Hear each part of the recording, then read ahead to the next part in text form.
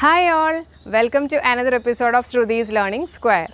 നമ്മൾ ഇന്ന് പഠിക്കാൻ പോകുന്നത് ഇഡിയംസ് ആണ്. അപ്പോൾ ഇഡിയംസ് എന്താണെന്ന് ചോദിക്കുകയാണെങ്കിൽ ഞാൻ ആദ്യം ഒരു എക്സാമ്പിൾ പറഞ്ഞുതരാം കേട്ടോ. അതായത് ഇപ്പോൾ ഞാൻ പറയുകയാണ് സ്വർണ്ണത്തിന് ഇപ്പോൾ എന്തൊരു വിലയാണ്, അതായത് അടുത്തൂടെ പോയി കഴിഞ്ഞാൽ കൈ പൊള്ളും, ഇങ്ങനെ ഞാൻ പറഞ്ഞു എന്ന് വിചാരിച്ചോ. അതിൻ്റെ അർത്ഥം എന്താ ശരിക്കും? സ്വർണ്ണത്തിൻ്റെ അടുത്തൂടെ പോയി കഴിഞ്ഞാൽ എൻ്റെ കൈ പൊള്ളുമോ? ഇല്ല. പക്ഷേ നമ്മൾ അങ്ങനെ പറയാൻ കാര്യം എന്ന് വെച്ചിട്ടുണ്ടെങ്കിൽ സ്വർണ്ണം ഭയങ്കര എക്സ്പെൻസീവ് ആണെന്ന് കാണിക്കാൻ വേണ്ടിയിട്ടാണ് നമ്മൾ അങ്ങനെ പറയാൻ കാര്യം. ഓക്കെ, അപ്പോൾ ഇതാണ് ഇഡിയംസ്. അപ്പോൾ ഇഡിയംസിലേക്ക് കിടക്കണേക്കാൾ മുമ്പ് നമ്മുടെ കഴിഞ്ഞ വീഡിയോയിൽ കറക്റ്റ് ആൻസർ പറഞ്ഞിട്ടുള്ള കുറച്ച് ആൾക്കാരുടെ പേര് ഞാൻ പറയാം. First one Sha, Jinsy Rajesh, Amjad Khan, Prijo, Faseela, Vinu, Shameer, Akhil M A, M J edits, Dinil Dinu, Anand V S, Sanjith, Hakeem, Adil, Wilson, Shruti Devaraj, Shruti Piyush, Chalu കേട്ടോ. അപ്പോൾ ഇത്രയും പേർക്ക് എൻ്റെ ബിഗ് താങ്ക്സ്. ഇനി നമുക്ക് ഇഡിയംസിലേക്ക് കടക്കാം. അപ്പോൾ നിങ്ങളൊരു കാര്യം ആലോചിക്കണം, ഇഡിയംസ് എന്ന് പറഞ്ഞു കഴിഞ്ഞാൽ അറൗണ്ട് ഒരു 100 എന്തായാലും PSCക്ക് ചോദിച്ചിട്ടുണ്ട്. അപ്പോൾ ഇന്ന് നമ്മളൊരു 30ഓളം ഇഡിയംസ് ഡിസ്കസ് ചെയ്യും. അപ്പോൾ എല്ലാവരും ലാസ്റ്റ് വരെ കാണണം. ഇതെല്ലാം പ്രീവിയസ് ഇയേഴ്സിൽ ചോദിച്ചിരിക്കുന്ന ക്വസ്റ്റ്യൻസ് തന്നെയാണ്. അപ്പോൾ അതുപോലെ തന്നെ നിങ്ങൾക്ക് ഓർക്കാനുള്ള ഒരു മെത്തേഡും കൂടെ ഞാൻ നിങ്ങൾക്ക് പറഞ്ഞു തരുന്നതായിരിക്കും. അപ്പോൾ ഫുൾ കണ്ടു നോക്കുക കേട്ടോ. അപ്പോൾ അത് ഞാൻ പറഞ്ഞു, സ്വർണ്ണം ഭയങ്കര എക്സ്പെൻസീവ് ആണെന്ന് കാണിക്കാൻ വേണ്ടി നമ്മൾ എന്ത് പറയും? സ്വർണ്ണത്തിന് എന്തൊരു വില, അതിൻ്റെ അടുത്തോടെ പോയി കഴിഞ്ഞാൽ കൈ പൊള്ളും അല്ലേ? അപ്പോൾ അതേപോലെ തന്നെ എക്സ്പെൻസീവ് കാണിക്കാനുള്ള വേറൊരു ഇടിയുണ്ട്. It cost an arm and a leg എന്ന് പറയുകയാണെങ്കിൽ എന്താ അതിൻ്റെ അർത്ഥം? ഇറ്റ് ഇസ് എക്സ്ട്രീംലി എക്സ്പെൻസീവ്, അത്ര എക്സ്പെൻസീവ് ആണ്. അതുകൊണ്ടാണ് ഞാൻ ഒരു കൈയും കാലും കൊടുത്തു കഴിഞ്ഞാൽ മാത്രമേ എനിക്കത് കിട്ടുള്ളൂ എന്ന് പറയാൻ കാര്യം. ക്ലിയർ ആണല്ലോ? ഇനി അടുത്ത question, apple of my I. Apple of my I ഇതുകൊണ്ട് എന്താ ഉദ്ദേശിക്കുന്നത്?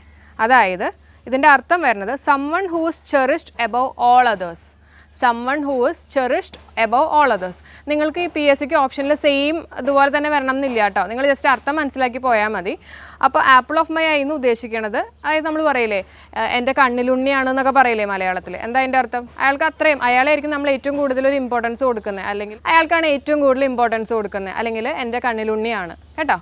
ക്ലിയർ ആണല്ലോ? ഇനി അടുത്ത് നോക്കാം. At the 11th hour.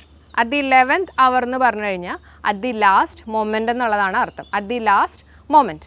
അപ്പോൾ അതെങ്ങനെ കണക്ട് ചെയ്യാൻ പറ്റുമെന്ന് വെച്ചിട്ടുണ്ടെങ്കിൽ നമുക്കറിയാം ക്ലോക്കിൽ എത്രയുണ്ട്? 12 വരെയാണ് നമുക്കുള്ളത് അല്ലേ? 12 വരെയുള്ള നമ്പേഴ്സാണ് നമുക്കുള്ളത്. അപ്പോൾ അതിനകത്ത് 11 എത്തിക്കഴിഞ്ഞു. അപ്പോൾ ഏതാണ്ട് ലാസ്റ്റ് വരെ എത്തിക്കഴിഞ്ഞല്ലോ. അപ്പോൾ അറ്റ് ദി ലാസ്റ്റ് മൊമെൻറ്റ് എന്ന് പറഞ്ഞിട്ട് അങ്ങനെ കണക്ട് ചെയ്ത് പഠിച്ചോളൂ കേട്ടോ. ഇഷ്ടമുള്ള രീതിയിലൊക്കെ പഠിച്ചു, ഞാൻ ജസ്റ്റ് എൻ്റെ അഭിപ്രായം പറയുന്നു മാത്രമേ ഉള്ളൂ. അടുത്തത് at 6s and 7s. At 6s and 7s. അപ്പോൾ അതിൻ്റെ മീനിങ് എന്ന് പറയണത് in state of confusion. In state of confusion. അപ്പോൾ അത് ഓർക്കാൻ വേണ്ടിയിട്ട് 6സും 7സും ഉണ്ട് എന്നുള്ള രീതിയിലാണല്ലോ പറഞ്ഞേക്കുന്നത്. അപ്പോൾ നമുക്കൊരു കൺഫ്യൂഷൻ ആയില്ലേ? അപ്പോൾ അതാണ് in the state of confusion. Just ഓർക്കാൻ പറയുന്നതാണ് കേട്ടോ. അടുത്തത് bite your tongue. Bite your tongue. അപ്പോൾ അതെങ്ങനെ ഓർക്കാൻ പറ്റും? ബൈറ്റ് യുവർ ടങ് എന്ന് പറഞ്ഞാൽ എന്താ? നാവ് കടിച്ചു പിടിക്കുക. നാവ് ഒന്ന് കടിച്ചു പിടിച്ച് നോക്കിയേ, സംസാരിക്കാൻ പറ്റുന്നുണ്ടോ? ഇല്ല. അപ്പോൾ അത് തന്നെയാണ് അതിൻ്റെ meaning, to avoid talking. So bite your tongue means it is to avoid talking. അടുത്തത് break a leg. break a leg എന്ന് പറഞ്ഞു കഴിഞ്ഞാൽ ഓപ്പോസിറ്റ് മീനിങ് പറഞ്ഞിട്ട് ബെസ്റ്റ് വിഷസ് നേരുന്നു കേട്ടോ. അതായത് ഓപ്പോസിറ്റ് മീനിങ് ആണ് ഞാൻ പറയുന്നത്, പക്ഷേ ഞാൻ ഉദ്ദേശിക്കുന്നത് എന്താ? ബെസ്റ്റ് വിഷസ് തന്നെയാണ്. എന്നിട്ട് ഞാൻ ആ ഒരു രീതിയിൽ പറയുന്നതിനാണ് നമ്മൾ പറയുന്നത് എന്ത്? break a leg എന്ന് പറയുന്നത്. അതായത് ബെസ്റ്റ് വിഷസ് നേരാണ്, പക്ഷേ ഓപ്പോസിറ്റ് മീനിങ് പറഞ്ഞിട്ട് കേട്ടോ. അടുത്തത് A fish out of water. A fish out of water. ഒരു മീനിനെ വെള്ളത്തിൽ നിന്ന് പുറത്തേക്ക് എടുത്തു കഴിഞ്ഞാൽ എന്ത് തോന്നും? It will feel uncomfortable. അപ്പോൾ അത് തന്നെയാണ് അതിൻ്റെ മീനിങ്, അൺകംഫർട്ടബിൾ പൊസിഷൻ കേട്ടോ. അപ്പോൾ ഫിഷ് ഔട്ട് ഓഫ് വാട്ടർ എന്ന് പറഞ്ഞു കഴിഞ്ഞാൽ അൺകംഫർട്ടബിൾ പൊസിഷൻ. അടുത്തത് from rags to riches. From rags to riches.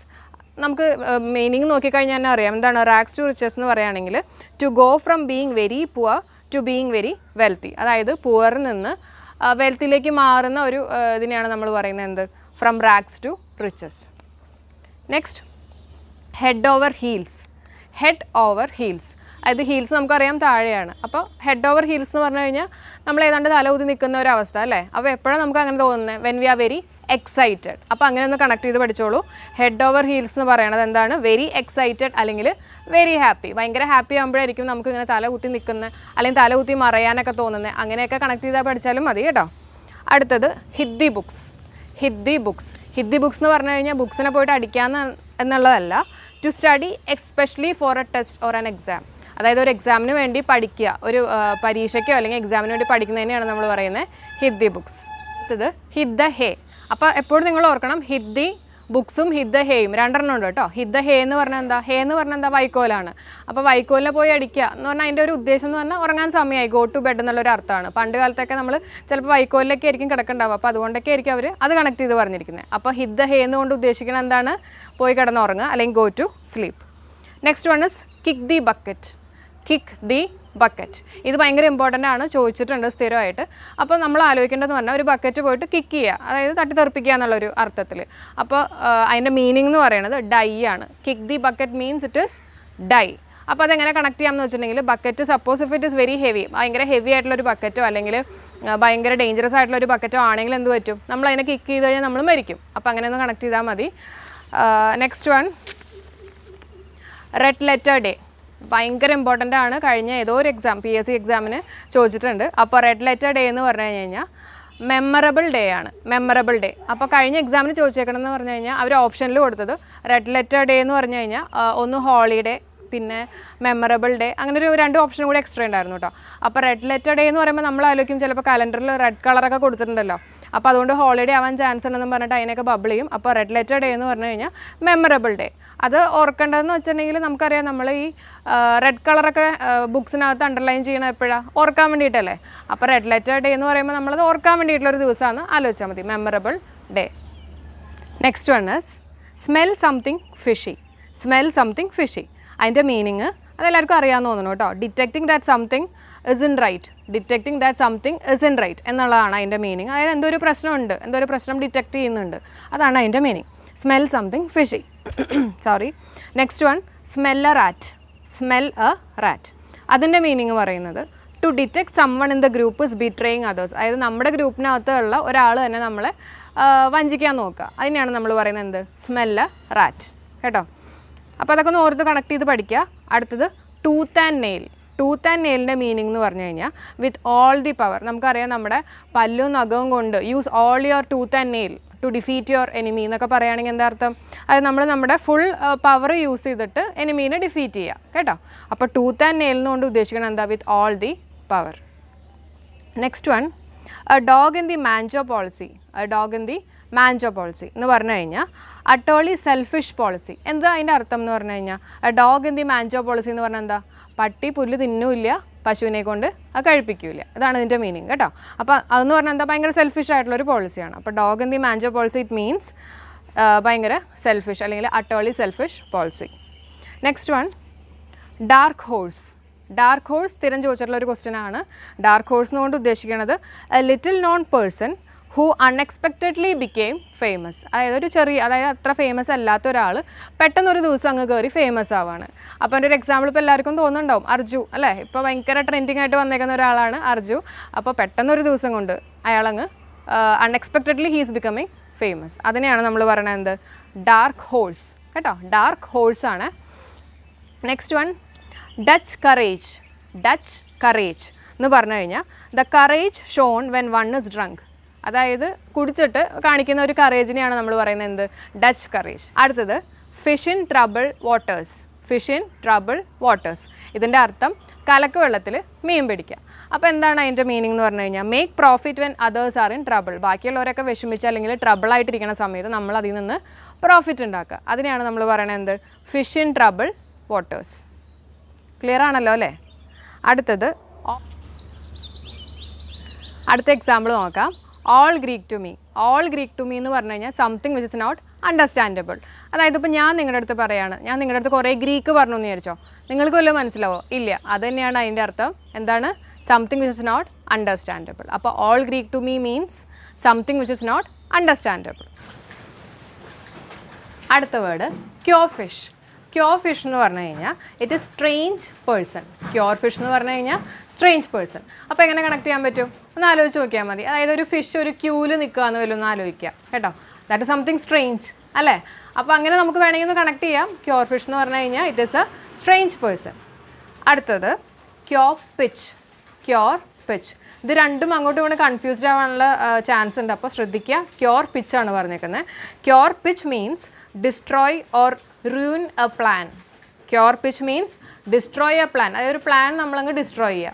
അപ്പോൾ അത് കണക്ട് ചെയ്യാൻ വേണ്ടിയിട്ട് ഇപ്പോൾ നമ്മളെല്ലാവരും കൂടെ ഒരു പ്ലാൻ, എന്തെങ്കിലും ഒരു കാര്യം പ്ലാൻ ചെയ്തുകൊണ്ടിരിക്കുകയെന്ന് വിചാരിച്ചോ, എവിടെയെങ്കിലും ഒരു ഹൈ പിച്ച് സൗണ്ട് വന്നു എന്ന് വിചാരിച്ചോ, അപ്പോൾ എന്ത് പറ്റും? നമുക്കങ്ങ് നമ്മുടെ ആ ഡിസ്കഷൻ അവിടെ വെച്ച് അങ്ങ് സ്റ്റോപ്പ് ചെയ്യണം. അതായത് നമുക്കങ്ങ് ഡിസ്കസ് ചെയ്യാൻ പറ്റാത്തൊരവസ്ഥ വരും. അപ്പോൾ നമുക്ക് അങ്ങനെ ഒന്ന് ലിങ്ക് ചെയ്യാം. Queer pitch means what? Destroy a plan. ഒരു പ്ലാൻ ഡിസ്ട്രോയ് ചെയ്യും ഒരു ഹൈ പിച്ച് വരികയാണെങ്കിൽ. ഓക്കെ, നെക്സ്റ്റ് ഇഡിയം എന്ന് പറഞ്ഞു കഴിഞ്ഞാൽ ലെൻഡ് മീ യുവർ ഇയർ. എന്താ അതിൻ്റെ അർത്ഥം? അതായത് നമ്മുടെ ചെവി ഒന്ന് തരുമോ എന്നല്ല അതിൻ്റെ മീനിങ് വരുന്നത്. അതിൻ്റെ അർത്ഥം എന്താ? To politely ask for someone's attention. അതായത് നിങ്ങളുടെ ഒരു അറ്റൻഷൻ ചോദിക്കുന്നതിനെയാണ് നമ്മൾ പറയുന്നത് what? Lend me your ear. അടുത്ത ഇഡിയം എന്ന് പറഞ്ഞു കഴിഞ്ഞാൽ tie the knot. Tie the knot എന്ന് പറഞ്ഞു കഴിഞ്ഞാൽ ടു ഗെറ്റ് മാരീഡ്. അതായത് നമുക്കറിയാം ഒരു കെട്ട് വീണു എന്നൊക്കെ നമ്മൾ പറയും ഇല്ലേ? എന്ന് പറഞ്ഞു കഴിഞ്ഞാൽ എന്താ അതിൻ്റെ അർത്ഥം? To get married. Next one എന്ന് പറഞ്ഞു കഴിഞ്ഞാൽ wine and dine. Wine and dine അതിൻ്റെ അർത്ഥം entertain with good food. Entertain with good food. അതായത് വൈൻ ആൻഡ് ഡൈൻ, ഡൈൻ എന്നൊക്കെ നമ്മൾ പറയില്ലേ? ഡിന്നർ, ഡൈൻ, അതായത് ഫുഡ് റിലേറ്റഡ് ആണ്. അപ്പോൾ വൈൻ ആൻഡ് ഡൈൻ എന്ന് പറഞ്ഞു കഴിഞ്ഞാൽ entertain with good food. Okay, next idiom എന്ന് പറയുന്നത് hear it on the grapevine. Hear it on the grape wine. അതായത് ഗ്രേപ്പ് വൈൻ നമ്മൾ കുറച്ച് മദ്യമൊക്കെ കുടിച്ച് കഴിയുമ്പോൾ വാട്ട് വിൽ ഹാപ്പൻ? നമ്മൾ കുറച്ച് റൂമേഴ്സൊക്കെ പറയാനുള്ള ടെൻഡൻസി ഉണ്ട് ഇല്ലേ? അപ്പോൾ അത് തന്നെയാണ് ഇവിടെ ഒരു മീനിങ് വരുന്നത്. Here it on grape wine എന്ന് പറയുന്നത് spread rumours. Here it on grape wine എന്ന് പറയുന്നത് സ്പ്രെഡ് റൂമേഴ്സ്. കണക്ട് ചെയ്ത് പഠിക്കാനാണ് കേട്ടോ ഓരോ കോഡ് പറയുന്നത്. അടുത്ത ഇഡിയം നോക്കാം. Raining cats and dogs. Raining cats and dogs അതിൻ്റെ അർത്ഥം ഹെവി റെയിൻ ആണ് കേട്ടോ. അതായത് ക്യാറ്റ്സും ഡോഗ്സും ഉണ്ടല്ലോ, അപ്പോൾ കുറച്ച് കൂടുതലാണെന്ന് വിചാരിച്ചാൽ മതി. അതായത് ഹെവി റെയിൻ ആണ്. അപ്പോൾ റെയിനിങ് ക്യാറ്റ്സ് ആൻഡ് ഡോഗ്സ് എന്ന് പറഞ്ഞു കഴിഞ്ഞാൽ ഇറ്റ് ഈസ് ഹെവി റെയിൻ. അടുത്തത് at one's fingertips. At one's fingertips എൻ്റെ വിരൽത്തുമ്പത്ത് നിൽക്കുന്നു എന്നൊക്കെ പറയില്ലേ? അതിൻ്റെ ഒരു മീനിങ് എന്ന് പറഞ്ഞു കഴിഞ്ഞാൽ to know thoroughly. To know thoroughly.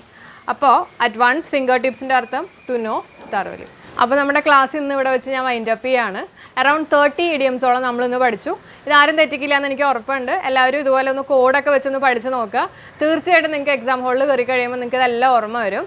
അപ്പോൾ നമുക്ക് നെക്സ്റ്റ് ക്ലാസ്സിൽ കാണാം. Till then bye.